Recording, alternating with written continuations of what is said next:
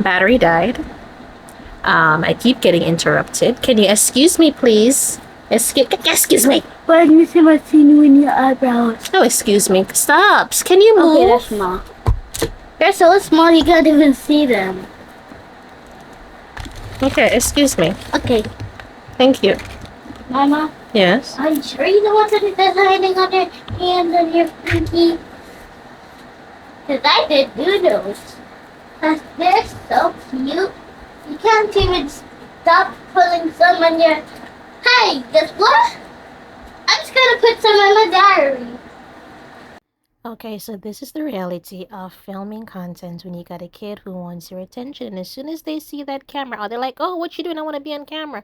So she had a little few seconds of camera time. Now, I'm going to let you know ahead of time. I jacked up the wig. I jacked it up, messed it up big time. It's still wearable, yes. Did I trim it properly? No. Did I tweeze it before I had? No. This is a total mess, but I saved it. I eventually saved it. In this video, honestly, it doesn't look the best, but since the filming of this video, I can now wear this wig and not have it look as bad as it looked here because again, that was my fault. This is a beautiful wig. It is one of those wet and wavy hairs where you can add the water. What do you call those? I cannot remember. When you add the water and look all nice and pretty and stuff. Yeah, and I like the fact that I can curl it, which I did later on curl in the video and showed you. And this was to go to a little Christmas event, and it was a very wonderful night. I'm gonna let you know right now, I lost a lot of the footage from that night. However, from what I was able to salvage, I will be posting those later on. So stay tuned. Now, as I do this wig install, I'm going to tell you about a story that I read, and I'll try to fit as much as I can in this video because honestly, it is a very long story. And if you want me to continue it, or if I can't tell the whole thing here, I'll tell you in another video, okay? Now, in this story, imagine you are in an abusive household, your mom already left your dad, and you have been doing everything you can to be like, as soon as I have enough money, I am going to move out of this house because he drinks, he gets violent when he drinks, and then he got along with someone else and they have a baby together. And then that person decides, you know what, I can't do this, and they leave. You come home from work, you almost have all the money that you need to move out saved up, and you see your brother wrapped up in blankets on the floor. You are almost out. Now, here you are, stuck raising your brother because you can't just leave him here. Who knows what your dad will do? He may not even survive a week. Again, your dad is a drunk. He's gambles. He's never really home. He doesn't really take care of you. You've been taking care of yourself ever since your mom left. So now it's your responsibility to make sure that your brother eats, your brother's fed, has clothes that fit. And here you are again. Okay, you're trying to save up your money, you're trying to put yourself together. Every time you're almost there, your dad does some dumb ish and messes things up. You already told the bankers, do not let him have access to your money. And yet still, you go to the bank to get some money out, only for them to tell you, oh, you have no money. Your dad came into the withdrawal. You blew up on the banker like, how the hell could you give him my money? You know not to let him have access to it. But hey, they're scared of him. Your dad's a big dude. They're going to cower at him. There's nothing you can do. You throw your fit, you stomp off, you go off to work, you're like, whatever, I'm going to just keep working. I'm going to figure this out eventually, right? You're at work. Someone calls you and tells you that someone needs to speak to you in the office. You go to the office, and this guy is saying, you owe us money. Your dad borrowed money, left you as the guarantor, and you're going to have to pay up. You look at them and you're like, I don't know what you're talking about. I don't have your money. I never touched your money. I don't know anything about your money. Go find my dad and get the money from him. They show you a document saying this is your name and your fingerprint, your signature. You're responsible for this.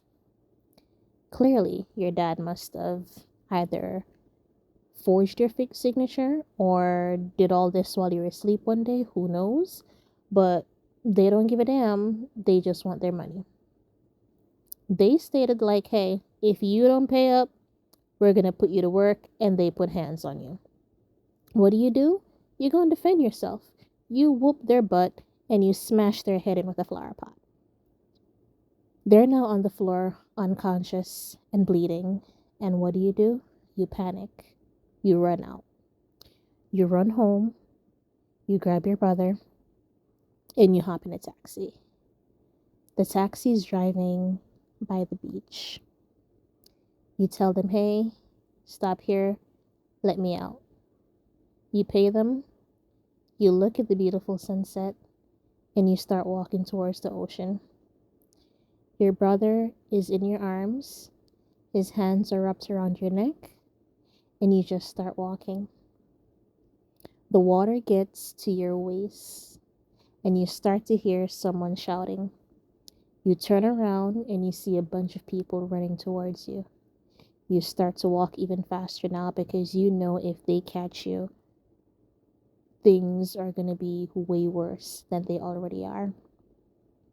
You keep walking and you feel someone drag you by your hoodie, pull you back, and pull your brother out of your arm. What do you think you're doing? They stated. Do you really think you could get away from me? Your life is crashing before your eyes.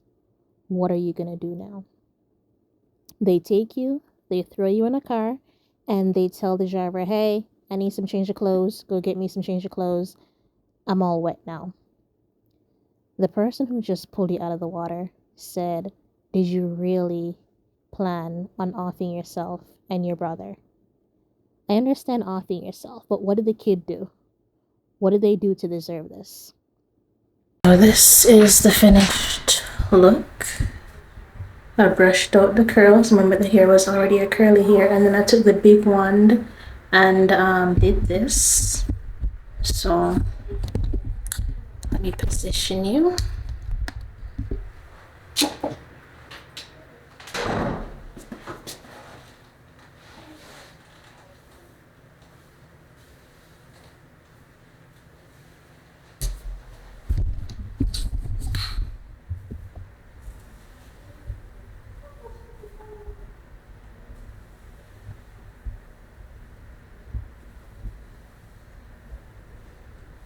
I'm loving the hair.